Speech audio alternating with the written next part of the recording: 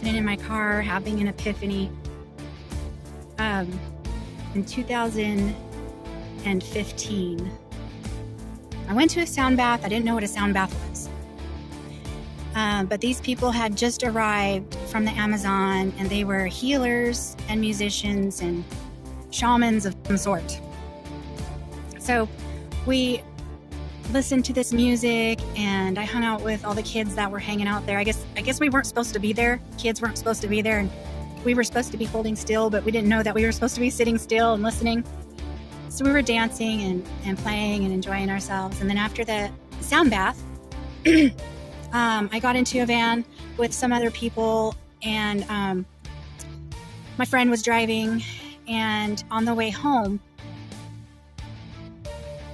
it was a full moon, and we were driving on Interstate 80. If you've ever been to Salt Lake City, Utah, so we were actually out by the Great Salt Lake and driving eastbound towards Salt Lake City, and I was looking to the south end and looking at the full moon, when suddenly I noticed something pop out of the bottom of the moon, and it was egg-shaped, but it had a tail that looked like a flame, like fire coming out of it. So it looked like a bright white egg with a tail, and it went shooting towards the earth. And I screamed. I thought this was the event. I thought this was the end of the world.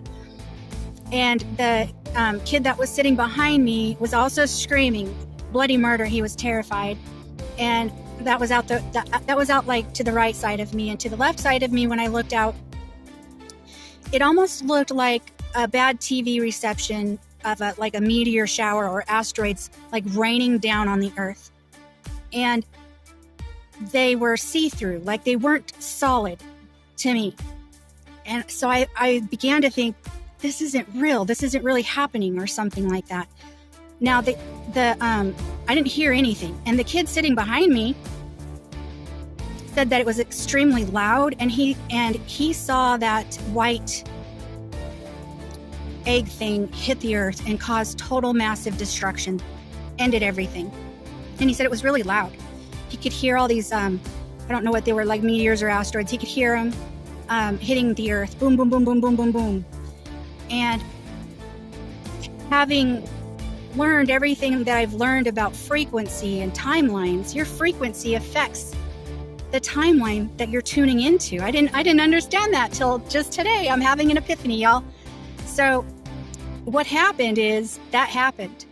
There was some kind of thing that shot out of the moon, and there were asteroids or meteor showers hitting the earth. All of that happened, but our frequency had been raised so high from that sound bath that we had tuned into a different timeline, right?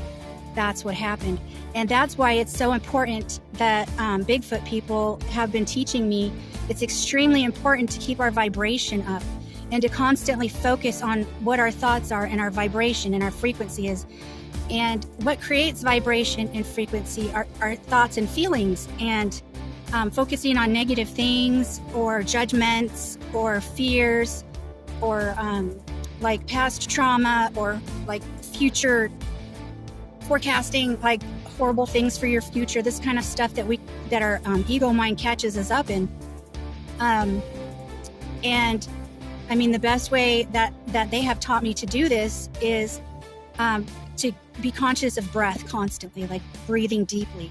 Pay attention to your breath.